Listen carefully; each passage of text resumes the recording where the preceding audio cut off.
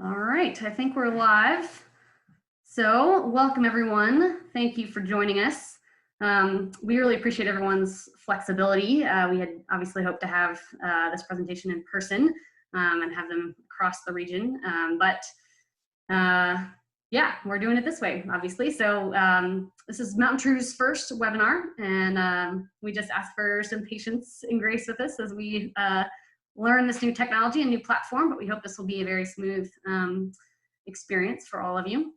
Our plan is to have 1 hour of the presentation, and then we'll have 30 minutes for question and answer. So we encourage you to submit questions using the Q&A feature down at the bottom of your screen. We have Callie Moore, our Western Regional Director, fielding questions through that Q&A feature. And prioritizing questions that we'll have Josh address at the end of his presentation. So feel free to type in questions for Callie to field or to get discussed at the end. And you should see any questions that we type answers to. So you can check in that box as well to see if your question has already been addressed by one of our panelists. At the end of this presentation, there will be a short feedback survey that we would love to get you to fill out and let us know what you thought. And there will also be a browser window that will open on your screen that will direct you to MountainTrue's online form we have created for submitting public comments to the Forest Service on the plan. Josh can talk a little bit more about that, but we just don't want you to be surprised when this browser window shows up on your screen after this presentation. And we do hope to do more of these, diving into more specific topics. So let us know in that feedback form which topics or geographic areas you would like us to go into more depth on in future events. I think that is all for me. So with that, I will turn it over to Alice Cohen, who is the collaboration specialist with the U.S. Forest Service and has done a lot of work to collaborate with stakeholders like MountainTrue in the drafting of this plan. So she's going to give us a brief overview of the plan before Josh starts his presentation. I will turn it over to Alice. Okay, can you hear me and see my screen? All right, I'm going to decrease the faces that are looking at me. So thanks everyone, thanks MountainTrue for including me and for hosting this and helping to educate folks about our proposed forest plan for the Nantahala-Pisgah National Forest. I would imagine that many of the MountainTrue members and folks that are dialing in tonight have some familiarity with the forest plan, assuming that you're much more active and engaged and have learned a little bit about the plan. So one thing that I want to point out right away with my cover screen here is that we have extended the comment period. So that's important for y'all to know. It was originally mid-May and then COVID-19 hit. So we have extended the comment period at least 30 days and we have not yet determined when that comment period will end. And the reason for that is we are still in the thick of trying to adjust to the virus situation, the pandemic, and making sure people are safe on our public lands and focusing on that right now. So, so just a little mention of that at this point. Alice, I'm not sure that people can see your screen. We hear you, but I'm not sure that you're sharing your screen. Okay, let's see. Let's see. Share.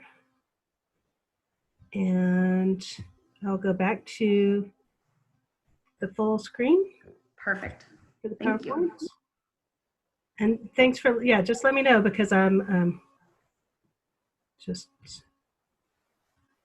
let's see, display setting, and there we go. How's that? Perfect, thank you. Great.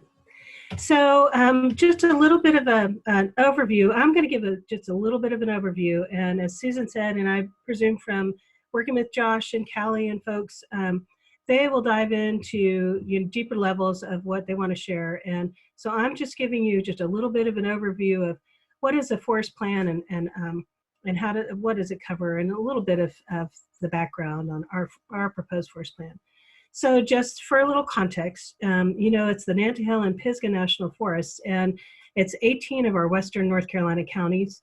It's over 1 million acres, and it's multiple uses. It's the Forest Service. A lot of people get us confused with the Park Service, which is more of a preservation kind of perspective. Ours is more of a conservation perspective, which is managing and being mandated to manage for multiple uses. And you see, a list there of, everything from air to water and everything in between. So just a little context. And we have had more public input than probably any other forest plan effort, revision effort, partially because we are under the 2012 planning rules, which have changed the emphasis to really emphasize collaboration. And that is why the Nantahala-Pisgah National Forests now have my position, the collaboration specialist position.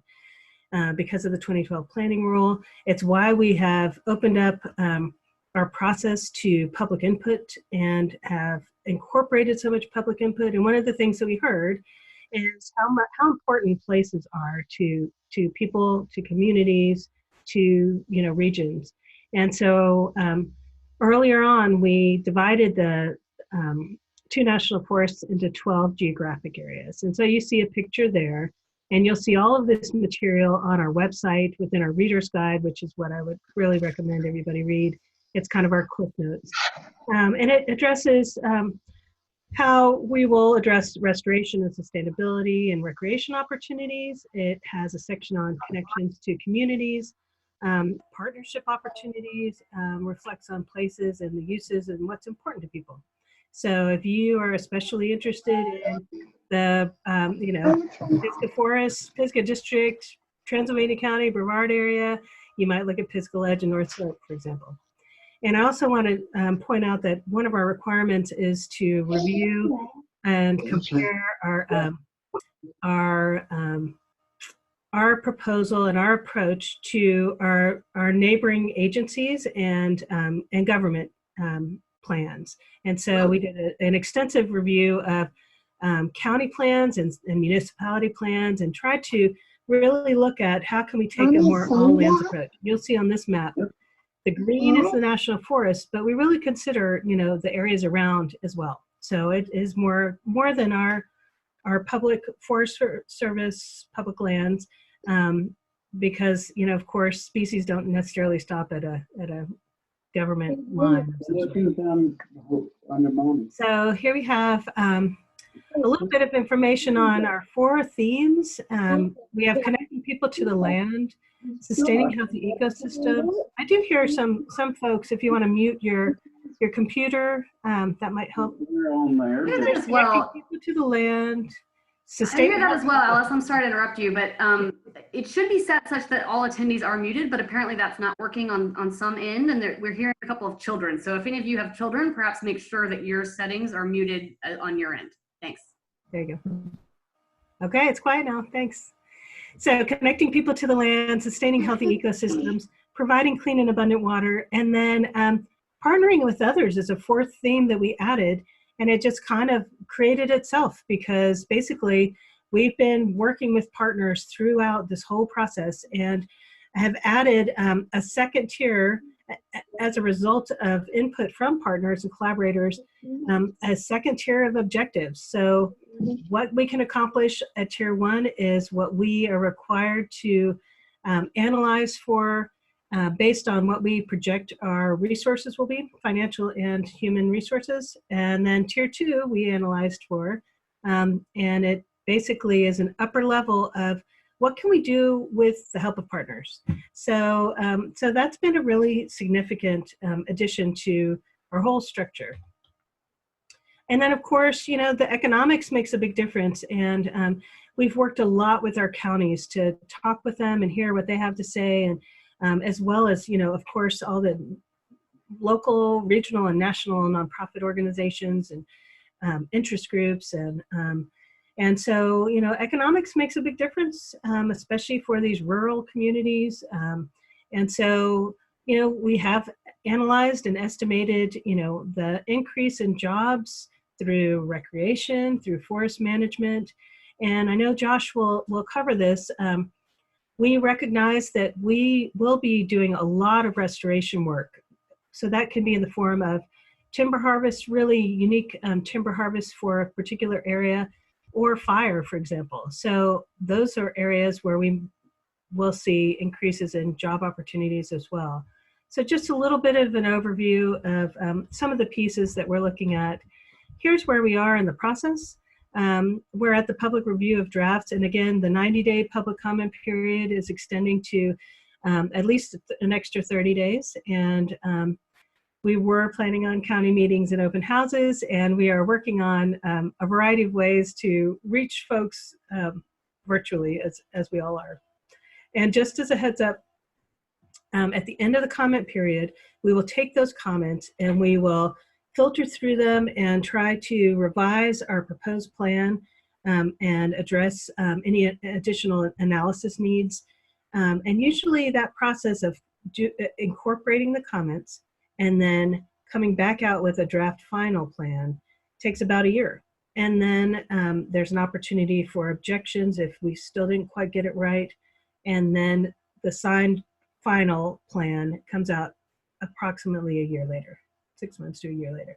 So it's still a long process, and in that time frame, we will still be guided by our current forest plan that will be kind of informed by our collaborative process that we have going. And there are a couple examples, and Josh may mention these too, of some collaborative projects that we're working on right now.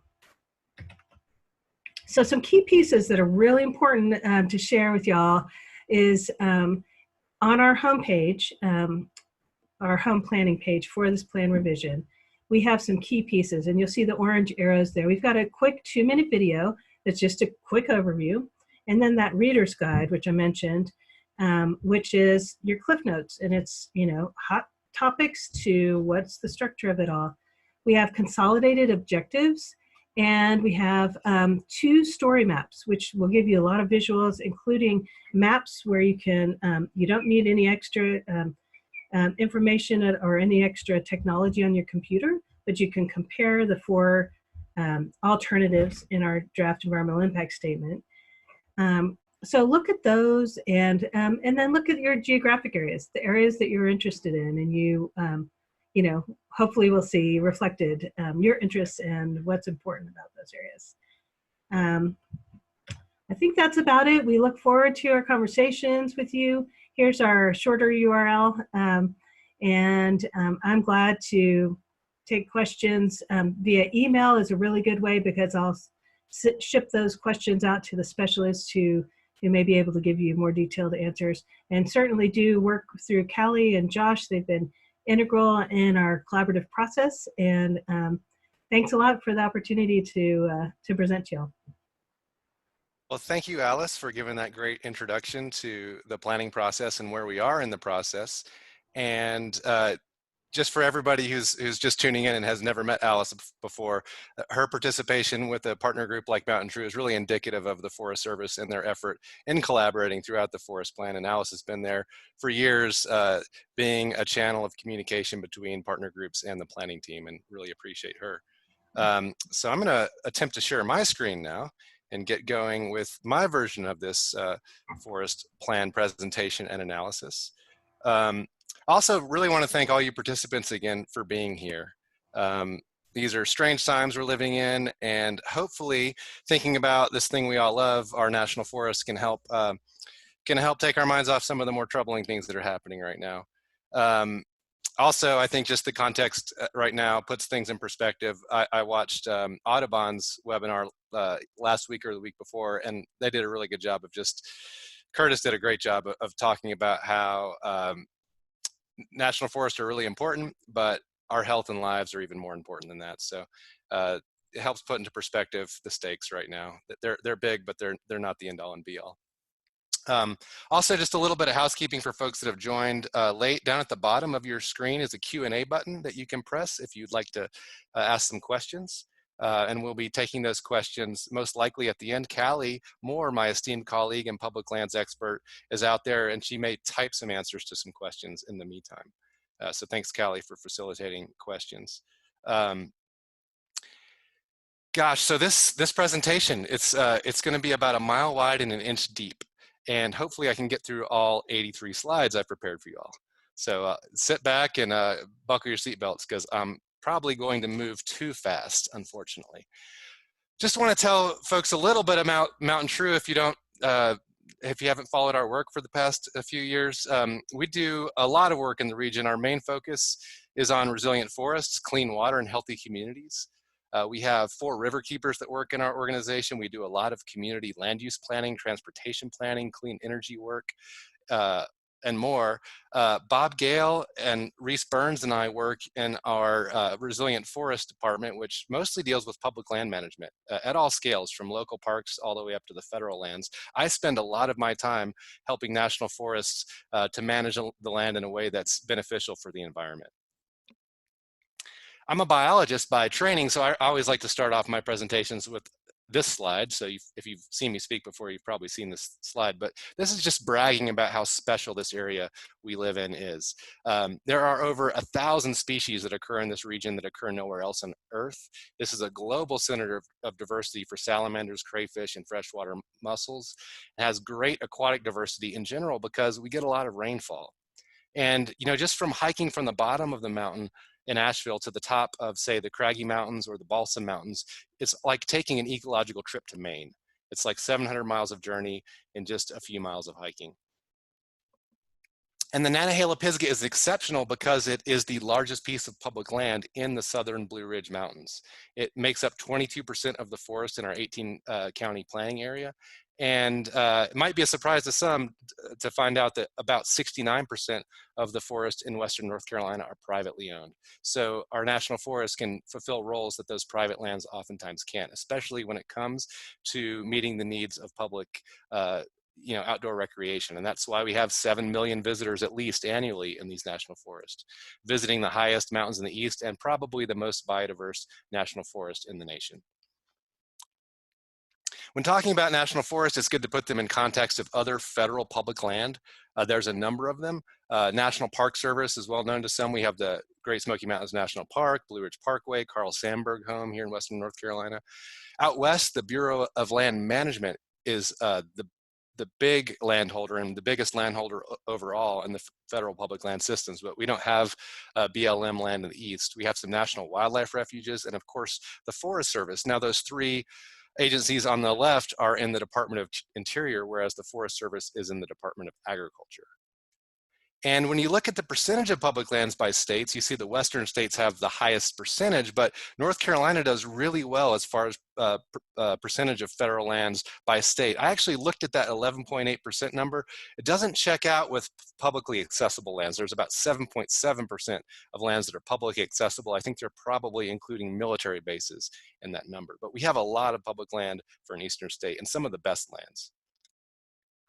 Nationwide, there's about 193 million acres in the Forest Service system, about 13.4 million acres in the Southeast and 4.5 million acres in the Southern Appalachians, of which the Nantahala-Pisgah has over 1 million acres. The Forest Service from its beginnings has been about multiple use, and Gifford Pinchot was one of the founders of the Forest Service, actually perhaps the originator of the idea along with Teddy Roosevelt. And he had this notion of doing the greatest good for the greatest number in the long run. And of course, that calculus changes over time depending on the values of society. And that's one of the things that forest plans try to get at. National forests are called the lands of many uses because so many different uses occur here. Everything from all sorts of outdoor recreation, hunting, fishing, scenic driving, resource extraction. There are too many uses to really list, and that's pretty unique among public lands. And there's a lot of uses to be balanced, like grazing, timber harvest, mineral rights, recreation, wilderness, clean water, wildlife and biodiversity, etc. And sometimes those goals don't always fit together in the same place at the same time. It's the Forest Service's job to make them fit together. And how they do that is through forest planning, which is mandated by the National Forest Management Act. And so I'm trying to give folks a background so that they feel empowered to navigate the regulatory structure involved in the forest plan and to make good comments and know where your legal rights come from in commenting. But the National Forest Management Act is really central to that. It requires that all national forests and grasslands have management plans. Prior to 1976, national forests and grasslands were managed at the discretion, basically, of district rangers. Every district ranger set the rules for a district and pretty much did what they wanted to do within the realm of the other laws that they were following. It's the plan's job to coordinate multiple uses and to implement the forest plan through a series of projects that are also planned independently, but with the plan as a sideboard. To understand where we are now, I think you need to understand the current forest management plan at least a little bit. We are currently operating under the 1994 Forest Plan Amendment to the 1987 plan. The 1987 plan was not popular and was undertaking unsustainable amounts of timber harvest. So the 94 amendment was a reaction to that and reduced timber harvest to sustainable levels, and included increased protections for streams and wetlands and minimum quantities of older forest for the first time of any forest plan in the nation. Unfortunately, this forest plan has not been fully implemented. And so that has been a source of discomfort for a lot of folks. It hasn't been implemented as far as keeping trails maintained and open. It hasn't been implemented as far as designated the recommended wilderness. It has not been implemented as far as meeting timber harvest and wildlife habitat goals.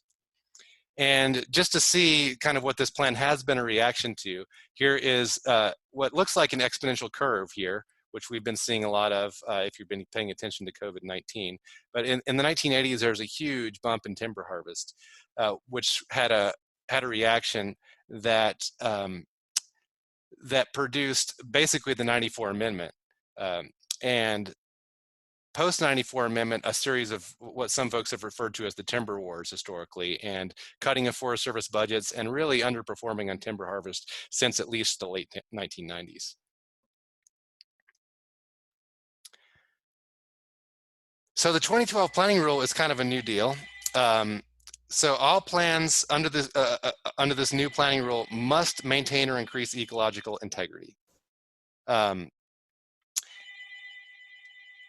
2012 planning rule relaxes some of the standards from the old 1982 rule, but requires some new things like an all lands approach, requires that climate change be considered, and includes direction on ecological restoration, and increases the emphasis on public participation and collaboration.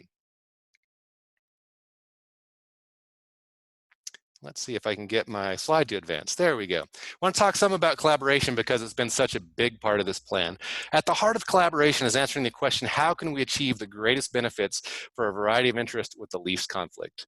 And what we're really trying to do is move from a game of goal interference and zero sum, win-lose, to a win-win. In a zero-sum game, you might ask, how can we, as people who care about old growth forest, stop timber harvest in order to protect old growth forests and natural areas? In a win-win scenario, we've shifted to asking, how can we work together to have timber harvest and old growth protection at the same time, maybe not in the same places, but on the same forest? I think in forest plans, especially on a national forest as beloved and well used by so many different interests as ours, is important to remember other interests. So what does a forest plan do after it's drafted? It answers the question, what value should we promote or protect in the general area of the forest? And for each place and topic, the forest plan includes goals and desired conditions, which are aspirational directions, descriptions of where the forest is heading over the short and long term. And to get there, it sets out goals called objectives that set the pace for how the Forest Service can realistically move towards that vision. And standards and guidelines are rules that are applied to protect what makes an area unique, special, or valuable. So projects are formed at the direction of the forest plan, and the projects go to specific places in the forest and where certain uses are practiced, and it determines what kind of activities will occur there. So in an active management part of the forest where timber harvest is occurring or is emphasized, it's going to answer the question, what areas will timber be allowed to be harvested and which trees will be cut? And other things that might answer, if we're going to increase open roads, which is a goal of this plan, which roads will be opened? Or if we're going to reduce road density to meet maintenance needs and to protect water quality, which roads will be closed? Those kind of questions can be easier or harder to answer depending on how detailed the plan is. So the more detailed the plan is, the less work is needed at the project level in order to make decisions. So my first impressions of this draft plan is that the Forest Service has really done their best to listen to the public. I see a lot of the content of the plan that has been provided by collaborative groups and just individual members of the public and public comment. There are some really innovative things about this forest plan, like stretch goals, the tiered objectives that Alice described, and really unusual alternatives that kind of get people thinking outside the box. The forest plan alternatives, they differ by land allocation, but not by the objective. So every alternative will essentially be producing the same kinds of outputs, the same numbers of outputs between alternatives. They might do them in slightly different places, but generally the levels of work stay the same. Unfortunately, because of weak plan standards, none of the three alternatives is sufficient for MountainTrue's interest, but we think that by improving plan standards, tweaking some management area boundaries, and incorporating all the best ideas between the three alternatives, a great plan really is within reach. So what's in the draft plan? The plan is a set of instructions that provides guidance and rules at different scales. So there's the whole forest scale, and a lot of the desired conditions and standards and guides apply at the entire forest level. But there's also this geographic area scale that Alice talked about that is, geographic areas have sort of similar characteristics throughout the geographic area, similar uses, and some of those geographic areas have very specific desired conditions. There's also the ecozone scale and the management area scale. So here's a look at those 12 geographic areas that Alice talked about. And if you are living in or recreating primarily in one or two of these, I would recommend reading about those. And if you really have a lot of time on your hands right now, read all the geographic area summaries. They will give you an idea of what the Forest Service is imagining for those areas.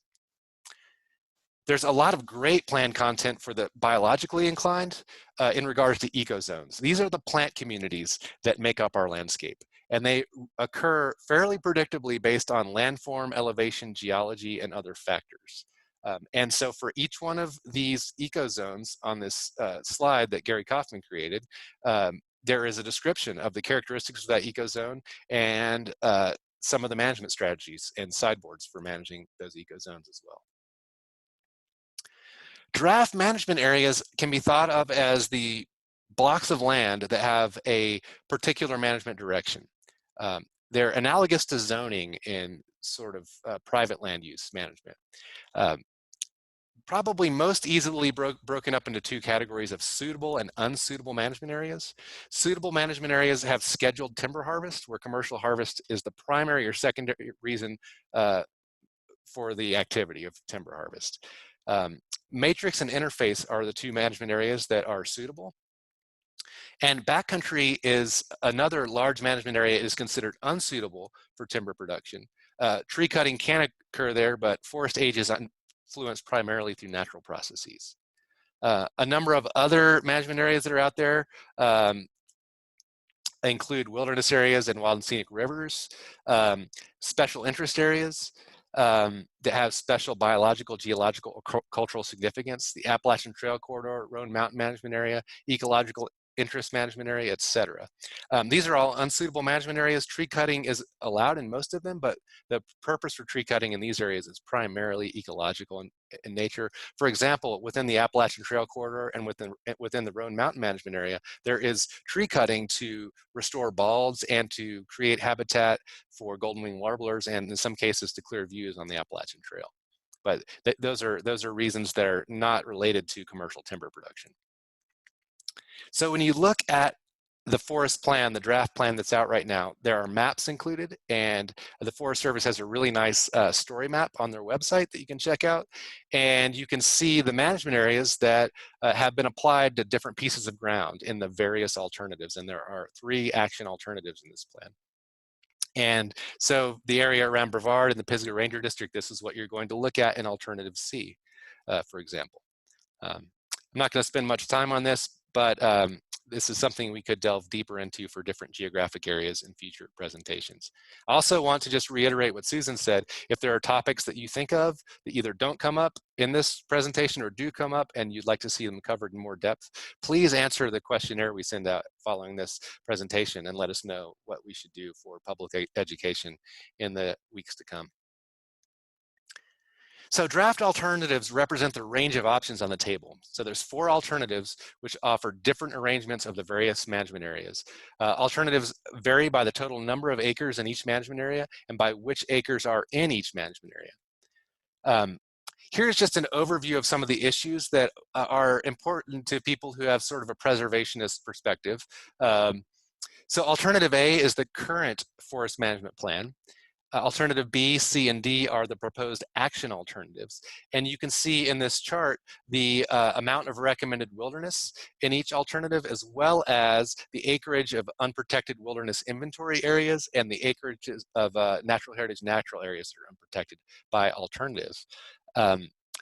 Interesting to see that all of the alternatives increase the acreage available for commercial timber production over the current forest plan alternative. That's partly because the current alternative was influenced by the 2001 roadless rule that removed approximately 81,000 acres from the suitable timber base in that plan. But in any case, all of the action alternatives have an opportunity to improve the prospects for folks who are interested in seeing more timber harvest and more young forest habitat. However, not all the alternatives do a great job of protecting values like the most remote backcountry areas and natural heritage natural areas. So if you're wondering which alternative you should choose, I would say don't choose any of them. From MountainTrue's perspective, none of these alternatives are really sufficient at this time. You don't really need to vote because it's not a voting contest. The most specific and concrete comments with reasons are the ones the Forest Service is going to use, and that you should focus on issues and places that matter the most to you. At MountainTrue and all the other organizations that are collaborating on this forest plan, we're here to help you understand how the draft affects your interest and all the places you care about. So please turn to us if you have questions. So I'm going to transition now from some of the underpinnings of the forest plan and some of the technical jargon as far as plan content to some of the key issues in the forest plan. So I'm going to talk about public access and recreation, clean water, wildlife habitat, natural heritage, natural areas, old growth forest, ecological restoration, climate change, wilderness inventory areas, and special designations. And I have approximately 40 minutes to cover all this. I'm going to try to wrap up with the presentation portion by around 6:40, so we have about 20 minutes for question and answer if we need it, and we're going to have a hard cutoff at 7 o'clock so that hungry people can go get their dinner and we don't all fall asleep talking about forest planning. So starting with outdoor recreation, this is huge for our forest because we are so beloved. We are surrounded by huge population centers in the Southeast. We're within a day's drive of over 40 million people, and we provide potential recreation opportunities for just about every use you can think of. Recreation is really the 500-pound gorilla of our local economy. Western North Carolina has, last time I checked, over a $2 billion tourist economy, and outdoor recreation is a huge part of that. The different alternatives handle recreation a little differently. It's one of the issues that changes a little bit between alternatives. Unfortunately, alternative B is the only one that allows for an increase in trails and facilities as long as sustainability benchmarks are achieved. Alternatives C and D essentially put a cap on increasing trails and recreational facilities. And I really think that standard from B needs to carry through to whatever final alternative is chosen. Some problems with recreation that have come up from recreation stakeholders are a proposed ban on off-trail travel for horses and bicycles. These uses need sideboards around off-trail travel, but not an all-out ban. And just for context, off-trail is considered anything that's not a designated trail. So any old roadbed or anything like that that people are riding bicycles or horses on could become illegal. And that seems like it could be a problem for those communities. So I encourage you to reach out to equestrian and mountain bike communities to learn more about that and what some of their solutions to that might be. Likewise, rock climbing components need clarification to protect resources while also allowing for climbing. Clean water is a huge issue on the Nantahala-Pisgah because we get so much rain around here, because our drinking water that comes off of these mountains is so important to so many people. Clean water largely depends on the maintenance of trails and roads and the management of those trails and roads. Nantahala-Pisgah has over 2,200 miles of roads and a $37 million road maintenance backlog as of 2013. And roads and trails generally are not meeting maintenance standards, and that's causing erosion, which runs off into our streams and damages water quality for not only people, but for all the wildlife and fish that depend on those streams. One of the ways that the forest plan can help to protect water quality is through riparian area management. The draft plan recommends a 15-foot buffer on intermittent streams and a 100-foot buffer on perennial streams, and no buffer on ephemeral streams. So intermittent streams are simply streams where the water goes underground sometimes, maybe some portions of the year or just for some stretches, whereas perennial streams flow all the time. Ephemeral streams do not flow all the time. The best available science indicates there should be at least a 50-foot minimum buffer on intermittent streams and a 25-foot buffer on ephemeral streams, in addition to the 100-foot buffer on perennial streams. So this is a change that we're asking for in the draft, and this is the norm on other southern Appalachian national forests like the Chattahoochee, the Cherokee, the Sumter, the Daniel Boone, the Jefferson, etc. So here's a diagram of how the streamside zone looks in the Nantahala-Pisgah, where those dotted lines are the protective buffers around streams. And you see the 100-foot buffer on the solid blue line, which are the perennial streams, and then the smaller buffer around the dashed lines, which are the intermittent streams. Those gray dashed lines don't have any buffer around them. Contrasting that to Cherokee National Forest and their management plan, you see much more protective stream buffers that can even expand if there are steep slopes adjacent to the stream, because on steep slopes, gravity pulls that water and sediment downhill to a greater extent than it does on gradual slopes. One of the things the forest plan could also stand is stronger regulations around skid roads and temporary roads and logging practices in general. The current plan has standards for logging on steep slopes and prohibits ground-based logging on slopes greater than 40% and calls for skyline cable logging. The draft plan relaxes the standard somewhat. We believe that the plan needs stronger language on skid roads and temporary roads, as well as steep slope logging. So here's an example of a timber harvest on Pisgah National Forest. This was the Panther Ranch timber sale. The road in the foreground is a temporary road. That road in the background is a skid road. And these are, not regulated or maintained at all. They're regulated some, not maintained at all compared to the permanent system roads. Unfortunately, when these are put in areas that are steep, it can cause some problems. So here's an aerial photo off Google Earth from that timber harvest. And some of this harvest area had slopes as steep as 38%, which is just below that 40% threshold. To the lower left-hand area, you can see the log landing. Unfortunately, this is an area of super high rainfall. And when it rains a little bit, that small trickle that comes off of that logging area turned brown and went into Courthouse Creek. And then when it rains a lot, that timber sale turned Courthouse Creek this kind of chocolate milk color. And thanks to Nick Holzhauser for these photos, and also for documenting this is happening, bringing this to the Forest Service attention, and thanks to the Forest Service for fixing it. So I don't want to blow this out of proportion and make it seem like this happens on every timber sale, or that the Forest Service is trying to do stuff like this. They fixed the problem once they found out about it, and they were trying to keep the mud out of the creek. However, the instructions in the plan weren't strong enough to ensure that happens. So that happened. So I think it would be beneficial to have better instructions in the news plan. So going back to the roads, trails, and clean water, and that 2,200 miles of forest road and 712 miles of trail, there have been some efforts to bring trails into sustainability, going so far as even to recommend reducing the amount of trails in the 2012 trail strategy document. There has not really been a corresponding effort made to achieve road sustainability. And the forest plan will need to set strong goals for maintenance and management of roads and trails. The tier 2 goals for roads and trails are actually quite good, and I think will get us towards sustainability fairly quickly. But if we're not able to get to tier 2 with more resources than are currently available, there's going to be some tough decisions to make.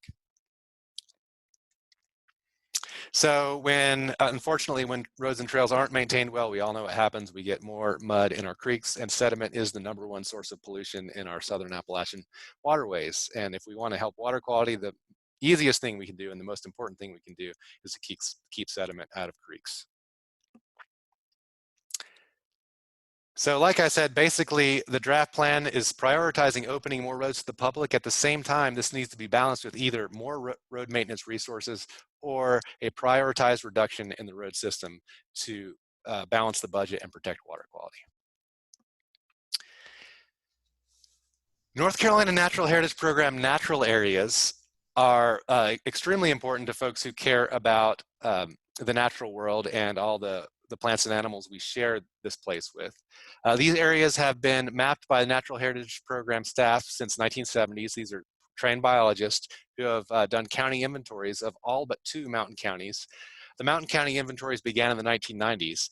The sites were identified because of rare species and the rare natural communities they contain. Identification of natural areas doesn't create a regulatory burden. The Natural Heritage Program does not have any enforcement ability, but these do represent the very best areas for rare plants and natural communities on our landscape. If a private landowner chooses to, or a public landowner, they can enter into a registration or dedication agreement with Natural Heritage Program, which can help protect areas and manage them better. On Nantahala-Pisgah National Forest, 228,000 acres of natural areas have been identified. There is a large overlap with these areas with existing wilderness, with wilderness inventory areas, and existing old growth forests. About 93,000 acres of areas rated as exceptional by the Natural Heritage Program have been proposed for special interest areas by the Forest Service. However, these special interest areas often overlap other protected management areas. So it's difficult to sometimes see them on the map because they may be covered up by a backcountry area or a wilderness area. But it's great that the Forest Service has moved towards including more of these areas into special interest areas. However, in every alternative, thousands of acres of natural heritage natural areas are left in management areas that have scheduled timber harvest. 38,000 acres in alternative C, 68,000 acres in alternative B, and 67,000 acres in alternative D. MountainTrue is recommending that, and has recommended all along, that all natural heritage natural areas be placed in unsuitable management areas and or have protective standards and guidelines that prevent regeneration harvest in these areas. Now, regeneration harvest is the kind of harvest that turns old forest into young forest. And generally, these areas represent very good quality forest that don't need to be set back to age 0. Some of these areas could benefit from tree cutting in other ways, maybe thinning or maybe a minor species composition work. But in general, these do not need commercial timber harvest. Unfortunately, several timber harvests in the past decade have impacted natural heritage natural areas, like at the Brushy Mountain in Macon County, the Kirby Knob in Macon County, and several other areas. Ecological restoration is a huge issue in this management plan. It can include things like restoring brook trout to their native range or saving hemlocks from hemlock woolly adelgid. When we're talking about ecological restoration, to me, I think we're talking about returning the landscape to its pre-industrial condition, or the natural range of variation. And the natural range of variation is a technical term that you will read quite a bit in this forest plan if you dig into it. Ecological restoration involves repairing the structure, composition, function, and connectivity of ecosystems that have been damaged by human activity. On our forests, an analysis of the natural range of variation for the various ecosystems documented a deficit of young forest, of old growth, and of open canopy conditions compared to what we think the ideal natural condition would be. To restore the natural range of variation, we would have to reintroduce fire that has been excluded from our ecosystems for a long time, and also fauna that have been extirpated, like elk and perhaps some predators. With more disturbance to create more young and open forests, we're also going to need more invasive plant management. Invasive plants, really benefit from disturbance like timber harvest and fire. And if we're going to be doing more of those things, we also need to be managing invasive plants more so they don't take over our natural communities.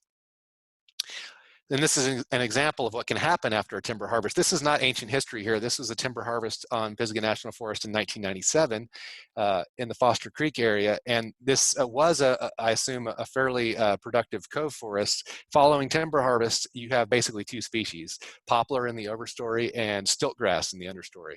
And that's really not how we want our forest to look. So we need management activities to prevent the spread of invasive species along forest roads and to prevent them from establishing in timber harvest areas. When we're talking about restoring connectivity, we're talking about making sure that fish and wildlife can get to places they need to go. So in this example provided by Trout Unlimited, we have a perch culvert. We can replace that perch culvert, which acts as an aquatic organism barrier, with a arch culvert that allows easy organism passage. And the same thing happens in general along roads for some terrestrial species as well. So roads are pretty much the major fragmenting feature on our landscape. Many of these are off of Forest Service land, paved roads especially, but even dirt roads can be fragmenting features for species like salamanders.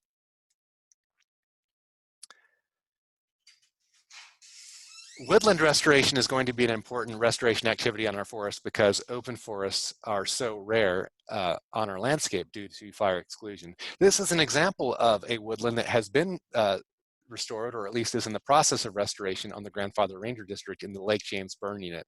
This area has had just 2 controlled burns, and the canopy has opened up substantially. You see a lot more blueberry in the understory and a lot less mountain laurel. And this kind of habitat is really needed by a lot of wildlife species that have been declining in the past several decades. This is another example of a woodland with a nice grassy understory in the Hot Springs area. This one was created by wildfire. Old growth forests are an issue that are near and dear to MountainTrue's heart because we have worked on this issue for so long. Prior to being MountainTrue, one of our founding organizations was Western North Carolina Alliance that started up the Seeking Older Forest campaign in 1994 and helped to document over 90,000 acres of old growth with other organizations throughout the region. And old growth is important for a lot of reasons, not just because it has big trees, but because there are a lot of species that depend on old growth forest for the habitat they need. A lot of species are really specialized in the kind of structures like hollow trees, tree fall gaps, and other complex structures that you find in old growth forests. When you look at old growth forest by alternative on the Nantahala plan, the draft environmental impact statement and the natural range of variation analysis documents that we need between 470,000 and 540,000 acres of old growth forest to be at the optimum. The forest plan proposes to designate a patch network of small, medium, and large patches to get towards that goal. Unfortunately, that patch network is less than half the size of the old growth network that we need. And most of those designations are not yet in old growth condition. They will need to age into that condition. We believe that the designated network needs to be at least as large as our need under natural range of variation projections and in the draft environmental impact statement. We also believe that we need to track progress towards old growth conditions, and that by having a designated network and monitoring the condition of that network, we can track that progress more easily. Another issue is the issue of existing old growth. So as I mentioned, there's been about 90,000 acres of existing old growth documented on the Nantahala-Pisgah through field surveys and mapping of those remnant areas. Hopefully and fortunately, one alternative actually protects all of the known existing old growth in old growth patches. That's alternative C. However, none of the alternatives protects existing old growth that we don't know about. There are places that are steep and rugged, places that are remote, places that people just haven't surveyed for old growth that we haven't documented yet. And the forest plan, the draft forest plan anyway, does not have any standards and guides for identifying those areas. So we recommend that all existing old growth forests be protected as an alternative C, and that guidelines be developed for the identification and protection of old growth during timber projects that the Forest Service undertakes during this plan. Wildlife has been a huge issue during this forest plan. There's been a lot of emphasis on young forest wildlife habitat. But of course, our forests are special for all sorts of wildlife. And there's been also great participation by the hunting community who have really done a lot, I think, to improve this forest plan. The reason for the emphasis on young forests is that there are a lot of young forest habitat that Kareem just cracked a joke. I'm having to laugh at a little bit here. There's a lot of young forest habitat species that are declining in our region. The draft plan sets robust goals for young forest habitat creation, in fact, up to 3,700 acres annually with timber and fire management. And many of our locally unique species are sensitive to these types of disturbance, like plants, lichens, salamanders, and snails. Now, of course, a lot of species will benefit from this type of management, so this is a balancing act. The key is to focus these young forest habitat creation activities in ecozones where young forest is the most efficient and where the ecosystem generally benefits from it the most. Let's see, I'm having a sticky slide here. Not wanting to advance. There we go. So back during the assessment phase of this forest plan in 2013 and 2014, the Forest Service did a natural range of variation analysis. I actually did one as well that was supported by the Southern Blue Ridge Fire Learning Network and the Community Foundation of Western North Carolina. One of the big takeaways from this analysis that I completed, looking at the types of structure present within each of the major ecosystems on this forest, was that there was real differences in the amount of young forest and closed canopy and open canopy forest in each of these ecosystems. So if you look to the right, that reference model column, that's the percentage of open canopy forest the percentage of closed canopy forest that is predicted under optimal conditions under historical natural range of variation.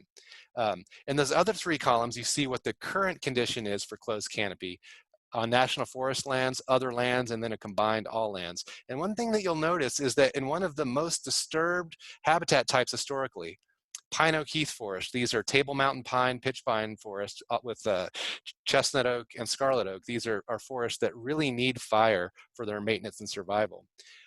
In the reference model, there's only supposed to be 8% of closed canopy forests, but across all lands, there's over 82% of open canopy forest in this forest type.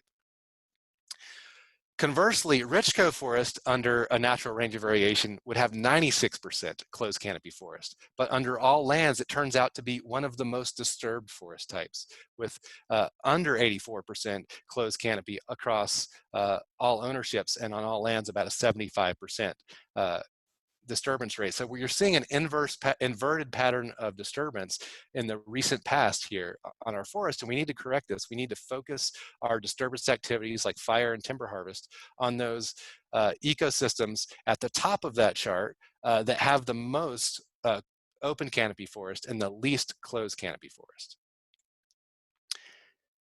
So the big take home is basically it's the ecosystems that need the most disturbance generally have the least disturbance and vice versa, and this is something we need to change. So timber harvest can actually help us do that. Timber harvest is going to be really essential for helping to promote local wood products, to help local economies, to provide young forest wildlife habitat.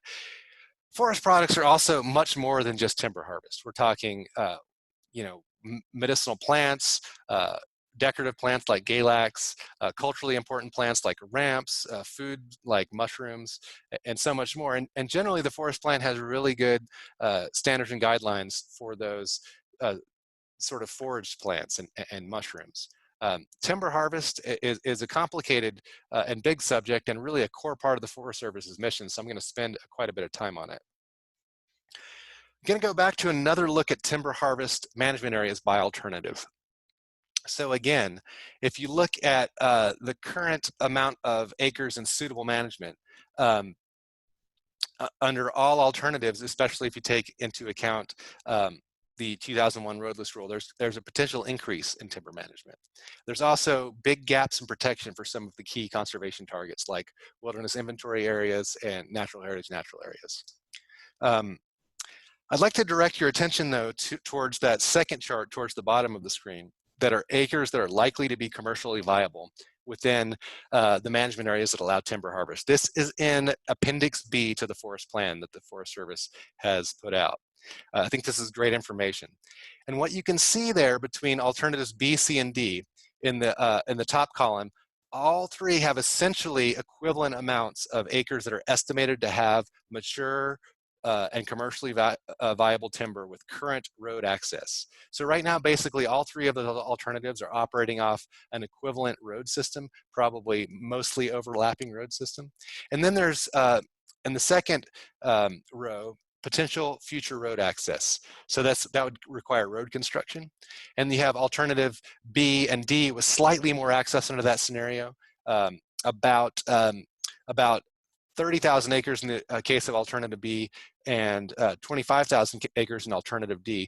Some of that is likely to be going into some of these high conservation, high value conservation targets like wilderness inventory areas and natural heritage natural areas. Really interesting to look at also. So if you look at alternative B, 621,000 acres in suitable management areas, that only nets an additional 30,000 acres of commercially viable timber compared to alternative C. So that's just 30,000 acres out of about 125,000 acres of suitable management area. So one thing I want to do is take a look at timber harvest projections during the draft plan and make a case that it is possible to meet all of the goals for protecting sensitive conservation resources and timber harvest in the same plan. This plan, like I said, has the same objectives for timber harvest and most other objectives across all alternatives. It includes up to 1,200 acres a year with current resources, which is totally sustainable. There's no problems there, really. There shouldn't be a conflict at that level of timber harvest. And up to 3,250 acres a year as a maximum in Tier 2. So every alternative has a minimum of 235,000 acres of potentially accessible, commercially viable timber, according to that chart I just showed you. Additionally, if land allocations were to stay static and these management areas were carried forward in perpetuity, if you're worried about the really long term, each alternative has a minimum of an additional 88,000 acres of forest that will age into commercial viability. So I'm talking about forests that are now younger than 60 years of age, because most forests around here tend to be around 80 years of age when they reach commercial viability. So forests that are younger than that won't be commercially viable within this planning horizon, but we don't need them for this forest plan to meet young forest habitat goals or timber harvest goals. However, in 20 to 40 to 60 years, we will have a lot more forest coming online, 88,000 acres. And so this is where those acres fall in the landscape. So all of these acres are outside of sensitive conservation targets and are going to come online in the future. So this is an analysis that I performed using the GIS layers the Forest Service provided as part of the forest plan. So following that logic that, if we look out into a 100-year horizon, we have 322,000 acres of potentially operable, commercially viable timber. This is enough to max out the sustainable timber harvest for our national forest, which is set at 3,250 acres, and place all old growth forests, natural heritage natural areas, and wilderness inventory areas in unsuitable management areas. So this is an example of how can we cut the timber that some interests need to meet their interest and protect the special conservation values that MountainTrue and other conservation groups need to meet our needs. So I think it is highly possible for us to meet these seemingly disparate goals during this forest plan. Final point I want to make is that most of the highest priority ecological forestry is non-commercial. And this is really important to remember. A lot of the thinning that needs to be done to create woodlands, a lot of the plantations that need to be converted to natural forests, a lot of the work that needs to be done to selectively remove uncharacteristic species from ecozones where they don't belong, through tree cutting. This is not commercial work, and a lot of times the wood might not even be removed. And unfortunately, it's also important to remember right now that the timber markets, even before COVID-19, were in really bad shape. And now with COVID-19, I think we can expect to see multiple years of depressed demand for wood products. So it's an opportunity for the public to step in and fund jobs in the woods by doing good ecological forestry that is non-commercial. So let's keep that in our focus as we move towards a final plan. So again, here is some more just numbers to prove this concept that timber harvest goals can be met while protecting sensitive resources if the forest plan came out the way I think it should come out. there would be 496,000 acres about in the suitable timber base. These are 496,000 acres of management areas that emphasize the creation of young forest habitat through timber harvest.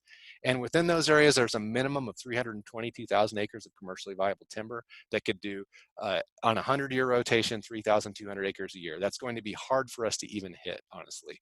And I think even doing over 2,000 acres a year would be a big improvement for that interest group, or those interest groups that would like to see that.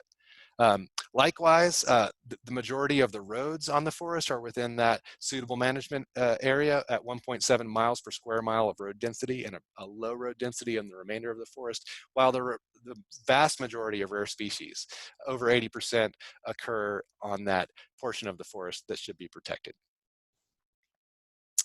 And I do want to encourage folks who have concerns about timber harvest that timber harvest can be done in a really good way. That here's an example of a timber harvest that looked great afterwards, that left a substantial portion of the canopy intact, that made money for the operator, and didn't introduce non-native species. So we can check a lot of boxes when this is done right. It's more about the where and the how and the why than the how much.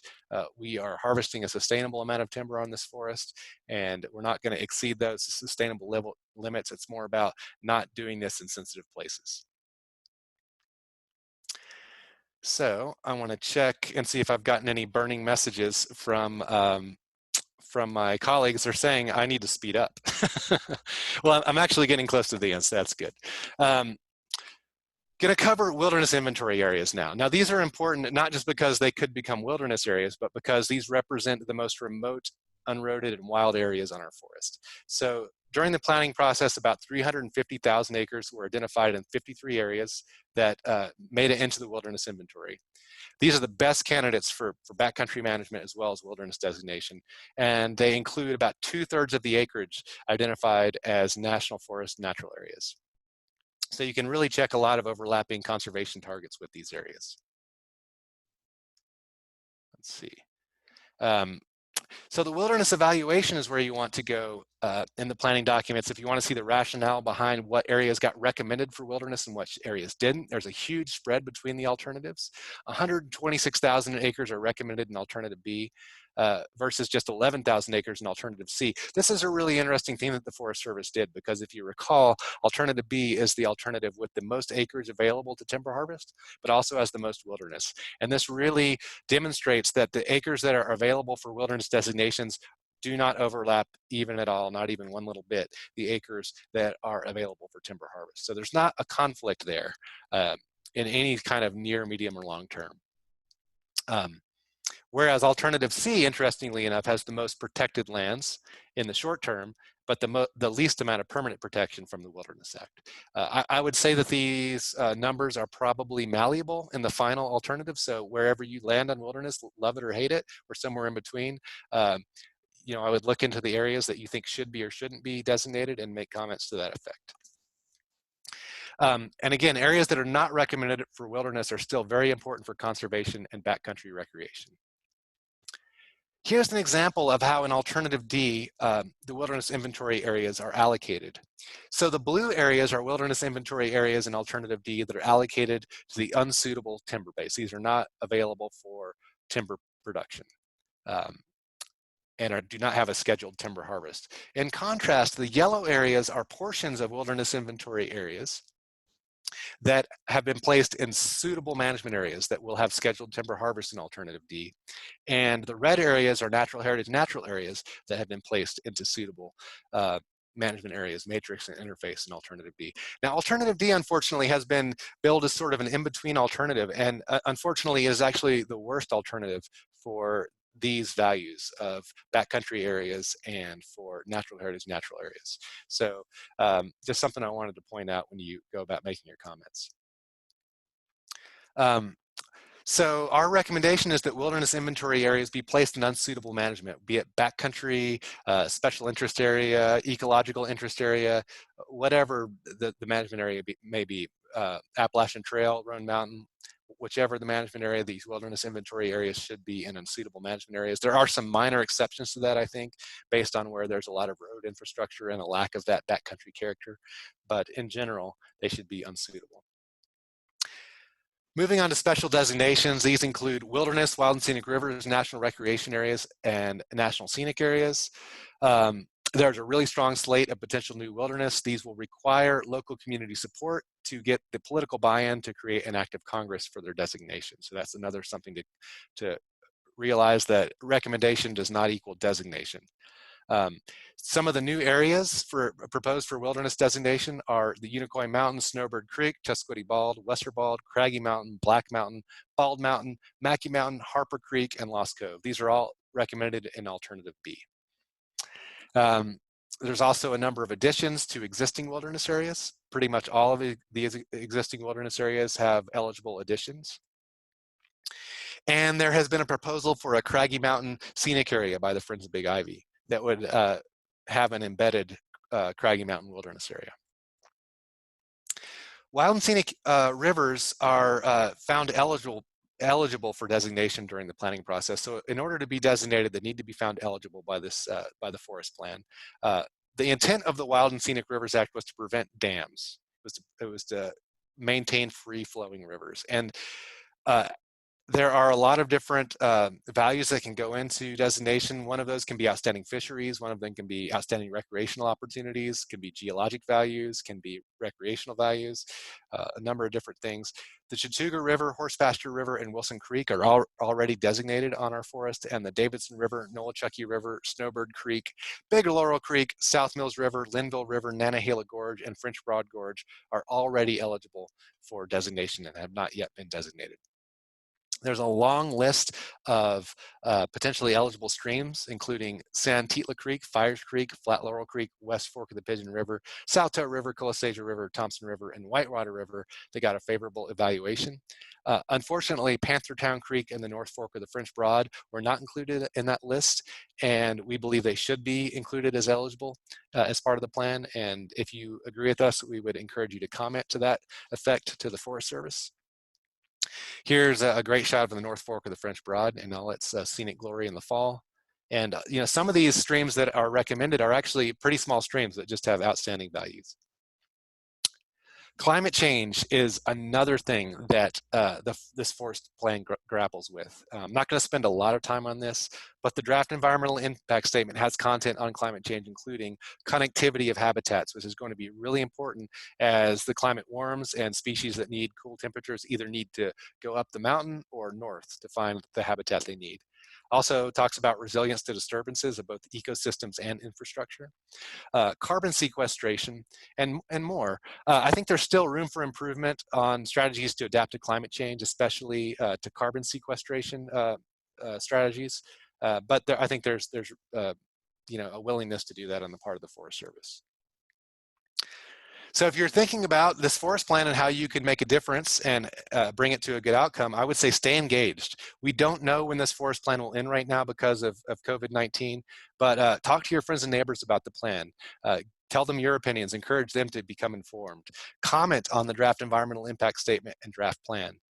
If there are public meetings, I'm not sure that there are going to be. We've encouraged the Forest Service to wait until that's a possibility, but go to those meetings. Attend online events the Forest Service has. Write letters to the elected officials asking them to support a good outcome in the forest plan that works for all interests. You can write your local paper. How to comment on the draft plan? Well, MountainTrue has this great action page up, and there's the address for that action page. I'll show you that in just a moment. Comments can be submitted directly to the Forest Service. When you comment, I definitely recommend that you should state your values, what you appreciate about the forest, and be as specific as possible about your values. Be as specific as possible about the places you care about and how you think they should be managed.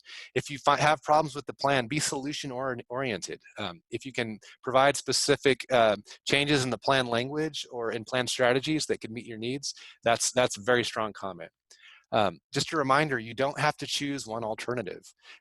You can take the best ideas out of those alternatives or even new ideas and comment on what you want to see in the final plan, not necessarily what's in any of the alternatives. And you can comment as many times as you like. There's no limit on that. So comment early and often. This is, again, not voting. This is about providing good ideas and good insights to the Forest Service. Have no idea when the comment period will end. Could be June, could be July, could be later. I think June for now is probably a good guess. So now I want to just give you a brief peek at MountainTrue's action page. If you were to go to that URL, there's a ton of information on this page. It starts off with tips for commenting. You can go through our comment portal here, and we have pre-written comments for you, but we would encourage you to write your own. They'll be much stronger, and the Forest Service will consider those much more if you write your own. If you'd like to be updated on the things MountainTrue does, keep this box checked. If you don't want more emails, I would recommend not checking that box. And then below that, there is pretty much all of the information I'm giving you in this presentation in writing and recommendations on how to deal with various issues on this page. So this is going to be— Sorry to interrupt you. Can you hear me? This is Susan. We are seeing the action page. Can you? Oh, yeah. Well, you're not seeing the action page. We're not. We're still seeing the end of your slideshow, the how to comment on the draft plan. Well, I think I may need to stop sharing and then share screen again. So I'll do that. Okay. Thanks for the heads up. You bet. Can you see it now? Yes, thank you. Thank you, Susan. If you haven't noticed, Susan is a great MC for this event. So again, here we go. Here's the comment form. Here's that little box I was telling you about that you can check or uncheck if you want to be updated by email or not. And basically all of the content of this presentation that you can help to craft your comments if you want. So hopefully you'll find this helpful. I will say that there is, I believe, a 4,000 or 5,000 character limit to this form. So if you are going to draft more lengthy comments than that, I would suggest going directly to the Forest Service portal. So that's just a note. All right, so now I'm going to go back to my other screen and wrap up this presentation. Okay. Hopefully. So that's basically all I have. Just in closing, this is a magnificent forest we have. It was a huge task for the people who came before us to create this forest, from thousands of private parcels to put them together into this 1 million acre national forest by acquiring them from willing sellers for the most part. It has amazing values that are special not only to us, but to all Americans and anyone who really cares about the outdoors. Hopefully this has been an informative presentation, and we have about 18 minutes for questions. If anybody has questions. And again, that Q&A box down at the bottom of your screen is the place to do that. Okay, are you ready for some questions, Josh? I'm ready, Callie.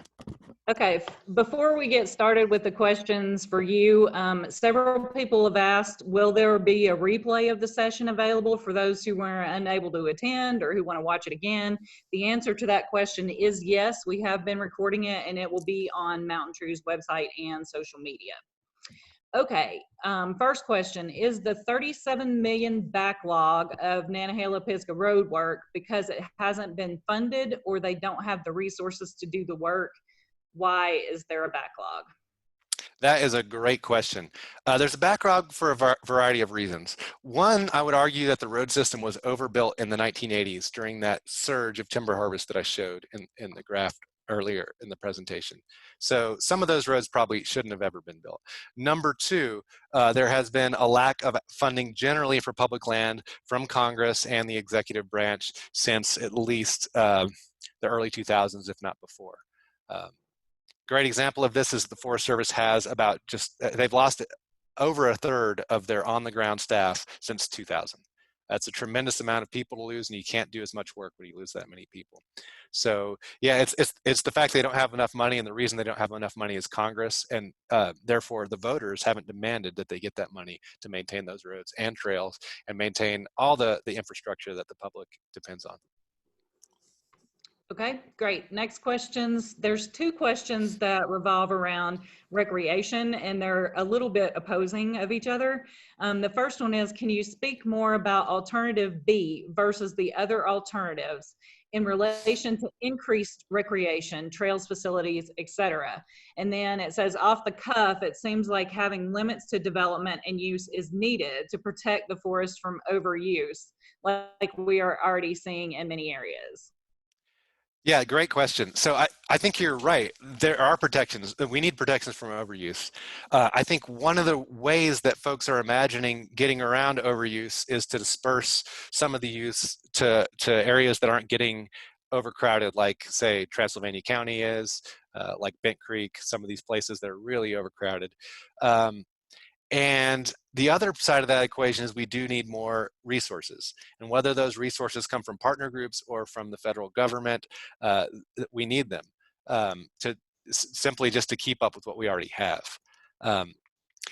In relation to I think there was a question about the alternatives and how they differ a bit. So yeah, alternative B basically says as long as the trails are maintained to standard above a certain threshold, we can add more trails. And the reality of that is that's not likely to happen under current levels of funding. So alternative B holds the door open for more trails, but the reality is it will take more resources, whether that be volunteer hours, whether it be more investment from public funds or a combination of the two, to achieve that greater amount of maintenance to allow for more trail building. On the other hand, alternative C basically says no net increase of trails within any of the geographic areas. So if you're going to open a new trail, you need to close another trail. Whereas alternative D has this idea of a trail bank that basically has a 30-mile bank that can be drawn from to create new trails. If you exceed that bank, you have to start closing trails again. So there's a maximum of 30 new miles under alternative D. And I think because recreation is so important, is only going to become more important. I don't see use going down, no matter how many trails we have. We could have less trails, I think, and use would still go up. And I think we'd have some bigger issues with trampling and erosion and other problems, overcrowding in that scenario. I do think the plan should make room for more resources, for a vision of spreading the use out more, and for maintaining the trail system better. So that's my perspective on that question. Okay, and I think you pretty much answered the next question, which talked about due to the COVID quarantine, how so many areas were getting overrun on the weekends. And I think you answered that about the need to really kind of spread things out more. So we're going to move on to another COVID-19 question, which is, go ahead. Yeah, go ahead. I'll answer them both at the same. I did want to make a point, but yeah. Okay. Well, go ahead, because I'm moving on to a different topic. All right. Well, on the topic of recreation, I do think it's important during COVID-19 that we don't travel too far. So if you're traveling a long way for outdoor recreation, that's not really the best thing to do, number one. Number two, folks need to be prepared to take care of their own trash and to practice leave no trace, and a lot of people obviously aren't. It's those people that aren't prepared that are probably going to lead to the shutdown of the forest eventually if things don't improve. And that's going to impact everyone in a bad way. And number three, COVID-19 isn't going to last forever. So we may need to take it on the chin this spring and summer to ensure that our national forests are in better shape when we do get back to going into them. So just some things for perspective on that, and certainly support the Forest Service in whatever they need to do to steward the land during this time. And that may include closing some trails that are being overused. Okay, some timber questions now. The first one is, what are the current markets for timber sales from our region? And is a lot of our timber exported? There currently is no market, as far as I know, for timber, just about. Prices are really bad right now. I was told an anecdote by a Forest Service employee that there were 4 timber sales on Nantahala National Forest that had pretty good hardwood timber last year, and none of them received a bid. And that was last year before COVID-19. So things are not good. You know, local sawmills are actually really important to local communities. Local wood products businesses have historically been important. I wish they were still more important. I think that we should use more local wood and less wood from, you know, ancient forest in the Canadian Arctic and wherever this stuff is coming from that we buy in Lowe's and Home Depot. I think more of it should probably come from home and be done in a good way. But I think in the short term, I think we may look at a situation because of the way economics are right now, that we can actually, since timber isn't worth anything right now anyway, that we can subsidize, like I was saying, some of the good restoration work that needs to be done on this forest. And it'll have benefits in lots of places: local economies, clean water, wildlife habitat, lots of different areas, recreation. And I think that's something we need to look at in the next, in the short term and probably even the medium term. Okay. We've got a participant who is currently writing a thesis on how the plan revision will or will not properly address the protection, encouragement of understory, non-timber forest products, including ramps, golden seal, cohosh, etc., but especially American ginseng. How do you feel that this latest draft addresses understory non-timber forest products? And yeah. And then I will mark this done, Sean, so that other people can see your email address. Josh. Well, that's a great question. I actually don't feel totally equipped to answer it. What I will say is that what I can recall reading about standards and guides around harvest of medicinal plants and plants of cultural value and culinary value is that they seem to be pretty good. I am very concerned about the trends for ginseng in general, and in particular, actually. The monitoring data that the Forest Service has for ginseng indicates that it could be extirpated in the next 50 years at current harvest levels. So there may need to be some changes with ginseng. I think key to this question and a lot of other questions is the monitoring plan that's still being developed for this forest plan. So this forest plan is partially rests on the concept of adaptive management, so that as different metrics are measured over time, we can change management to improve the outcomes. And particularly with things like ginseng and ramps, I think adaptive management and monitoring are going to be very important. But I would encourage the person who asked that question to contact Gary Kaufman with the National Forest in North Carolina, perhaps also Michelle Baumfleck with the Southern Research Station to help answer that question. Okay, let's see here. We're getting into new ones now that I haven't read yet, so give me a second here. For recreational considerations, given the U.S. Forest Service goal of most benefit for most people and interests, is there good utilization data regarding relative use densities for various activities like hiking, climbing, camping, fishing, horses, biking, etc.? Is there good utilization data available to make these decisions? There may be, is my answer. I would defer to some of the recreation partners on that. Some of the folks with the Outdoor Alliance, other groups that have talked about that. Apparently the Forest Service data is that they are unsatisfactory to recreation user groups. There are other sources of data like Strava and other user created data that may actually be more useful in the long term, or they may be even just right now for looking at recreation use. So sorry, I don't think, again, I'm not totally qualified to answer the monitoring data for recreation user groups. Okay, are there any geographic areas of Nantahala-Pisgah that are especially well served or poorly served by the new plan? And also kind of a follow-up is there any difference in how Nantahala is treated versus Pisgah? I would say kind of yes to both, depending on the alternative. In general, across the alternatives, the Grandfather District and the Appalachian District are reasonably well allocated as far as management areas go.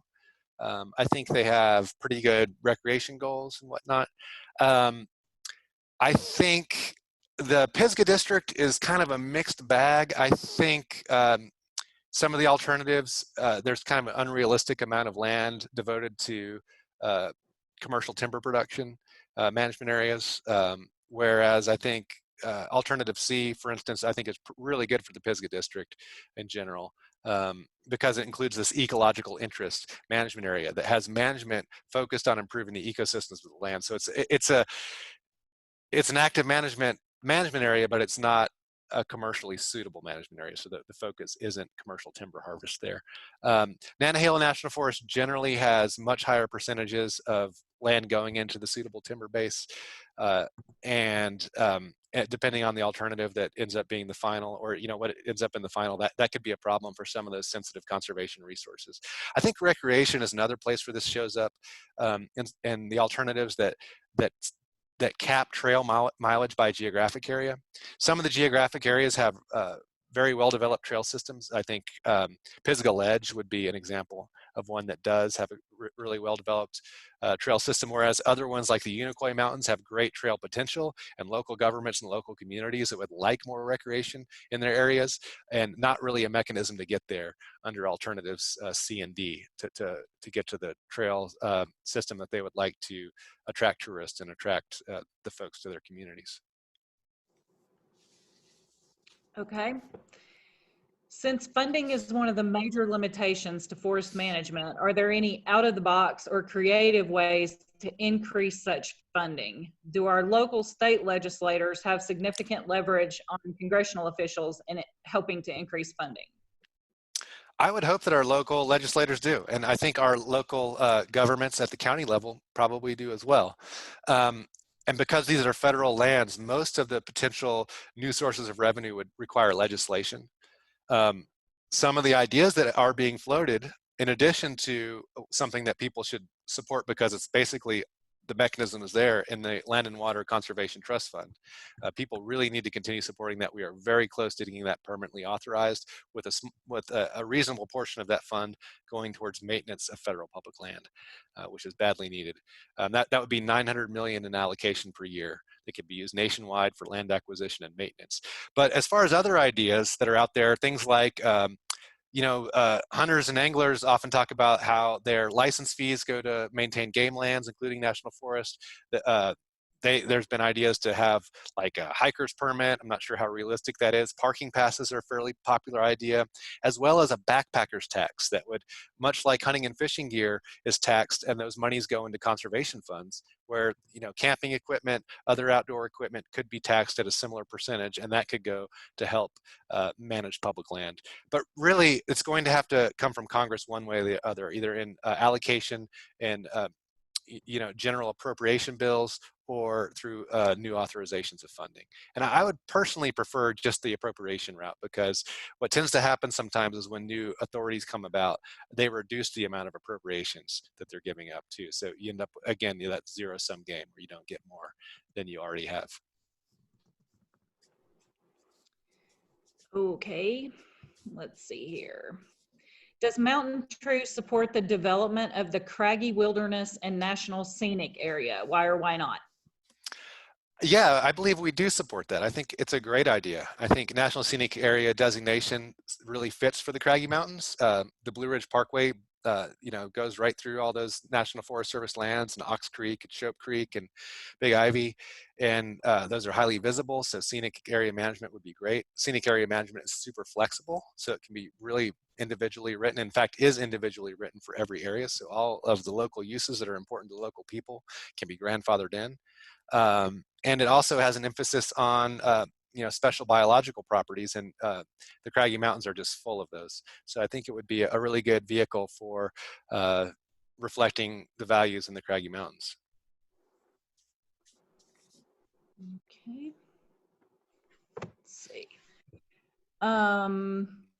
I apologize if you answered that a minute ago, because I've been reading more questions and not really listening to your answers. But the question is, will the recent wildfire funding fix passed have any impact on this plan and the fire management included in it?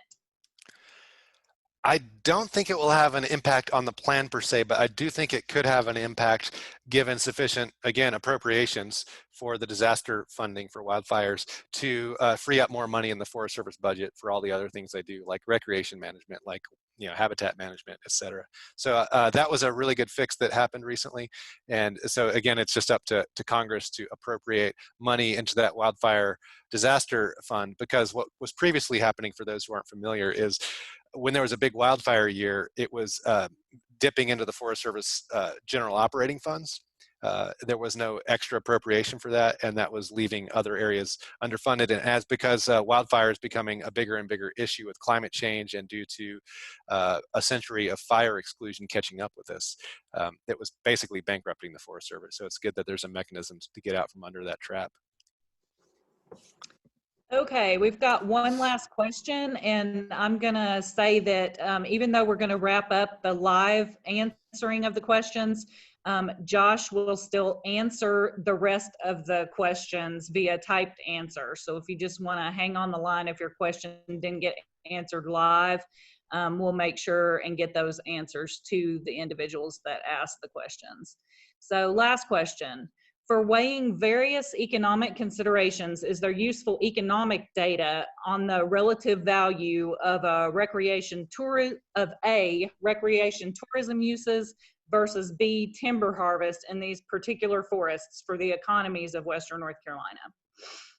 Can you ask that one more time? That was okay. Yeah. Is there useful economic data, jobs, direct and indirect revenue, et cetera, on the relative value of A, recreation tourism uses versus B, timber harvest in these particular forests for the economies of Western North Carolina? Yes, there are data for both of those things, for recreation economy and timber harvest and wood products. I cannot recite those numbers off the top of my head, but of course, there's recently a study nationwide that I think showed 886 billion or some huge number like that in outdoor recreation economy in the United States, and direct support for over, I think, 7 million jobs or something huge like that. And of course, the timber industry is really important locally too. Good example of that is Evergreen Packaging. That's one of the largest employers in the region in Canton. So I can't recite all the numbers, but both are important and kind of at different scales. Some communities are disproportionately impacted by different types of economy. So the Asheville-Brevard area has a ton of outdoor recreation, whereas you go further south and west in the state and you get more into smaller communities that really benefit from having local sawmills and wood products businesses.